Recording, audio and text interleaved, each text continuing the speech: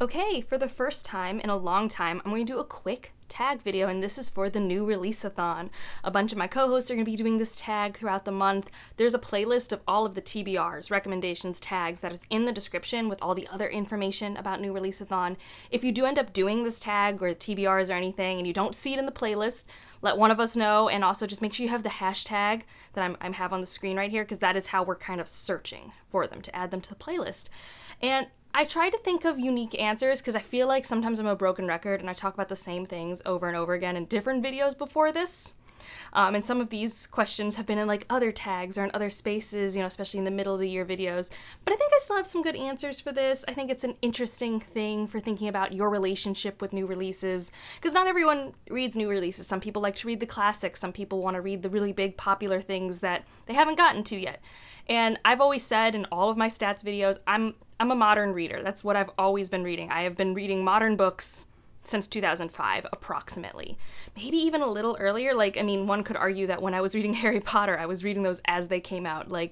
Reading books that were published before I was born was not really a thing I was ever drawn to. Part of that might have been school, when I was forced to read older books that didn't resonate with me, that I didn't like reading, that made me feel disconnected. The prose style of a lot of older works don't mesh well with how my brain thinks. I think a modern writing style, the way it's changed for better or worse, works better for my brain most of the time. So especially in speculative fiction, I do dabble, especially in sci-fi in some of the classics. But I love reading new releases. My favorite thing growing up was going to the bookstore and getting new books off the shelf. That's still my favorite thing to do. I love going to the new release section of my library. It's something I like to do. I don't do it for anything else other than it's the same as going to the movie theater to see a new movie.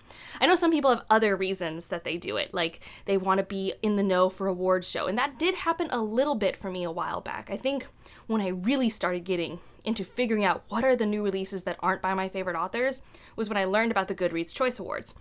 And for better or worse, that's how I got into really picking up my new release reading, because I wanted to be able to kind of vote for more than just the one book I read in a category, so I would start looking for blogs and stuff. So that's kind of my relationship with new releases. I don't think there's a right or wrong way to consume entertainment media. It's just something I like to do. I find I resonate more with it. It's way more diverse now than it used to be in every way. But into the questions, after that long ramble. What new book release have you been most excited for? So like I said, I tried to be more creative with this because I feel like I've talked about this a lot in a lot of videos lately when I've talked about anticipated releases that are coming out. And so I still want to be honest, but there is one I'm going to mention that I haven't mentioned in any other video. But near future, I have this book in my hand. I can't wait to read it. It's Just Like Home by Sarah Gailey. I probably won't get to it for another week because I'm trying to buddy read it with a friend. Actually, by the time you're seeing this, I think we've picked it up, because I think we decided on Sunday to read it, and you're seeing this on Monday, I think. if I get my life together and I edit this and everything like that.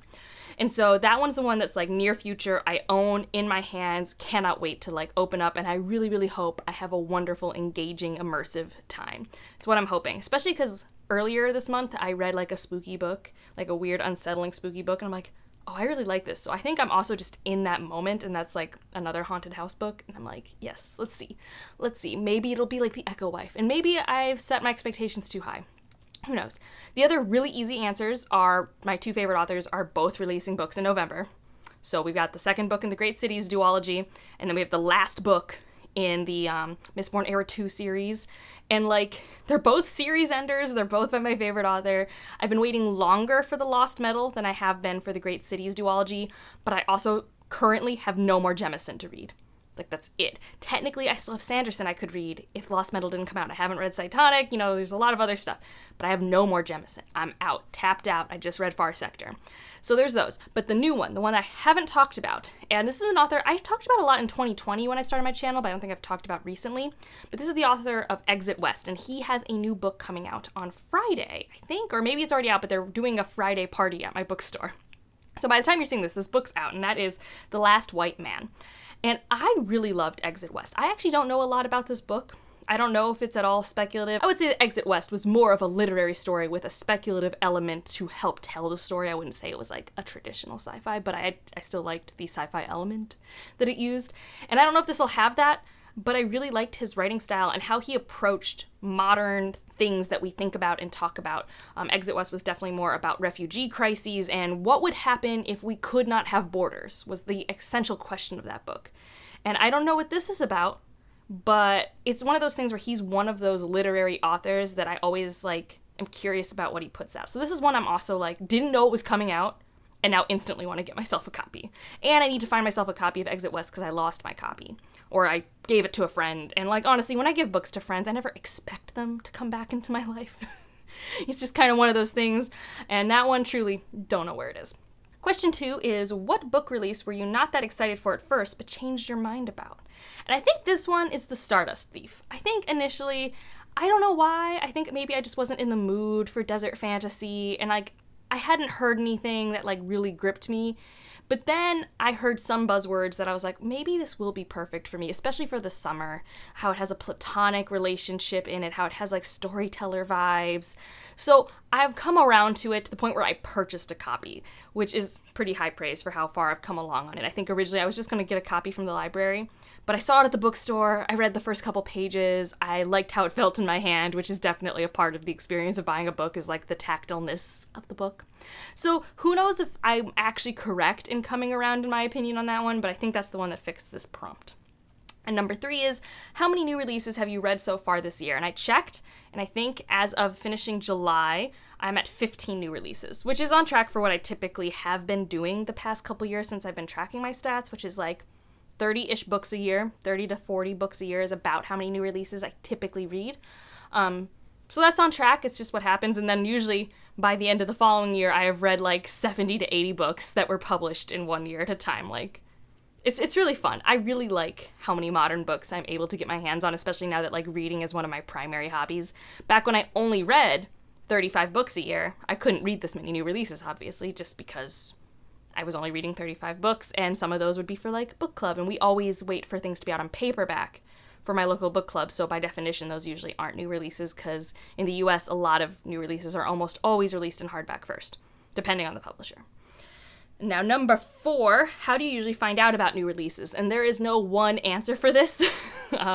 This is all over the place. I think sometimes it's going to the bookstore and seeing new books on the shelf. Sometimes I actively look for blogs. Bloggers truly the unsung heroes of the internet, because sometimes you don't want to watch a whole video to know what books are out, like at least for me. Sometimes I just want to like quickly glaze through a list of books, figure out the gist about them, see the covers, and see what's on my radar. That's what I did a lot in 2018, 2019. I don't do it as much anymore because nowadays I'm just really lucky. I have a bunch of friends, I'm on Twitter, I have a Discord, so people just tell me what's coming out. Especially with my recent release roundup and the chat I have in my Discord. I have a spreadsheet where whenever someone tells me about a new book, I put it on the spreadsheet, I try to find its date release and organize it by that. And every month I pick 12 to 15 books to talk about in my recent release roundup, and that's kind of how I keep up to date on both the hidden gems that not that many people talk about and like the big popular books. And I kind of do that across genres, but primarily SFF. And number 5 is there a genre that most represents your anticipated? It's speculative fiction. That's not surprising. I think sometimes I get to read a new release that's literary, but not often.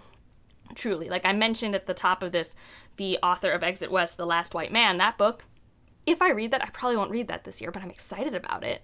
I'm just way more likely to read a fantasy or sci-fi, especially if it's like a sequel in a series. I'm like, yes, I need to get my hands on that. I need to know what happens next. I don't know. I love being in that moment of like obsessed and immersed in a series and wanting to know what happens next. Like I know there's this whole conversation of I don't start series till it's finished versus I read them as they come out, or I purchase them as they come out to support the author and wait till it's finished. Like I know that's a very nuanced by person thing. For me, I do a combination. It depends on the story itself. I'm like, this is the type of story where I kind of want it all out so I can read it back to back.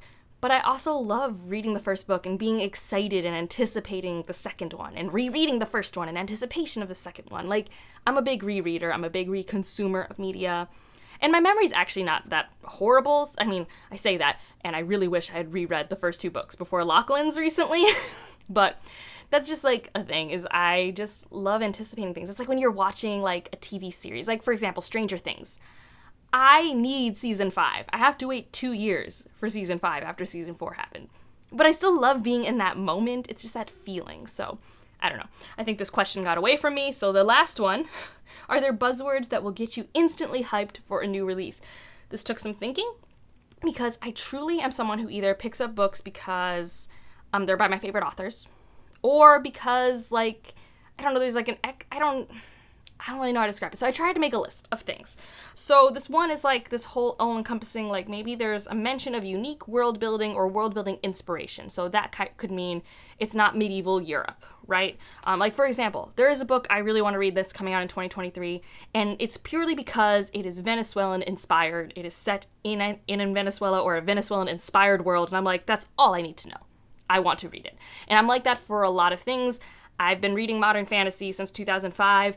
It is not till recently that we've gotten more unique worlds with own voices representation, like things like that. So that's still a big thing for me. I'm still always looking for that, especially for Latinx authors. Really don't get a lot of representation there. And like, I feel like we don't have that many Australian authors. Like, there's still like such untapped ground for worlds we can use to inspire or, you know, influence our fantasy world. So that's like a big one for me. If there are sibling or platonic relationships, I love that. I love that so much. That Pacific Rim energy, that middle game energy. If there's any hope of either of those things, I'm here for it. Storyteller vibes. What I mean is, I'm hearing this being told to me around a campfire. There's a narrative framework that is different. I like that. I really like unique narrative frameworks. A similar vein, if someone gives a negative or positive review that's like, this was convoluted, it instantly goes on my list. I'm someone who can really like a convoluted narrative structure. So that's a thing. Telepathy and sentient objects are things I really like. I really like those things. I think also in like romance specifically, if there's a way for our characters to communicate non-verbally, I enjoy that a lot. And then a genre mashup, especially as modern fantasy and sci-fi go, it's getting harder and harder to sometimes put some of them in distinct boxes, and that's awesome. Like, whenever something might be compared to something like Sorrowland by River Solomon, I'm like, yes, I want to read whatever that is. Not going to try to put it in a genre box, but yes, I want something like that. I want to see what you have cobbled together into this book. So I think those are the general buzzwords. And I feel like I should tag some people, so let me look at my list real quick. All right, so in the process of getting my thoughts together to put together people to tag, my cat has decided to start yelling. And if you're new here, I am trying not to talk to him when he yells at me, so we're just gonna power through. If you hear cats yelling in the background, that's why. But first I want to tag Judith from Dead Good Book Reviews. She is on hiatus in August, but if you miss filming, Judith, if you want an easy video to, you know, dip your toes back in when you're done, here you go. She reads a bunch of new releases, reviews stuff all the time. Highly recommend her channel. She's one of my bestest bookish friends. Love her. Also have Lezlie from The Nerdy Narrative. She reads new releases and also indie new releases, so if you really want to focus on that. Also horror and thriller, which is not something I read as much. Rachel from The Shades of Orange. I know she doesn't normally do tag videos, but I also just want to mention her because she reads a bunch of new releases. So if you want to know more channels to follow for new releases, definitely go check her out. And Rachel, if you know, you're feeling like a tag, here you go. Similarly, I know Bethany at Beautifully Bookish Bethany does not do tag videos, but again, another creator who does so many new releases, reviews, and wrap-ups, and content. And also, if you want something that's not only fantasy, she does a lot of romance reviews. Go check her out.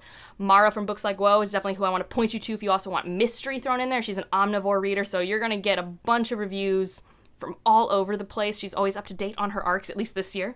This year she's been very up to date on her arcs based off all the wrap-ups I've been watching. And again, not someone who normally does tags, but I'm still going to tag you. And, you know, no pressure. Just wanted to put that out there. And then, of course, Elliot Brooks, who has been doing these great, like, monthly or every other month, putting together thoughts on the newest fantasy releases, both young adult and adult. Really well put together reviews, especially to help you figure out if it's the right book for you. So I'm going to tag her as well. Feel free to do this. So also, just if you want to do this, and like I said, use the hashtag so we can find it, share it with people. It's a fun time. And that's it for this video. If you want to leave an emoji just to let me know you're here. Oh, I don't know. Let's, what do we talk about? Let's leave a house for just like home. That seems easy. Also, if you want to answer any of these questions, feel free to answer them down in the comments, or you can come over to my Discord and answer them over there. Like, what's your most anticipated new release? How do you find out about new releases? Because I feel like there is no one spot for people to do? I think that's the question that's the most interesting to me, because I definitely get it from like a whole bunch of different sources. It's a weird amalgamation of things. But that's it for this one. Like if you liked it, subscribe if you want to, and I'll see you in the next one. Bye.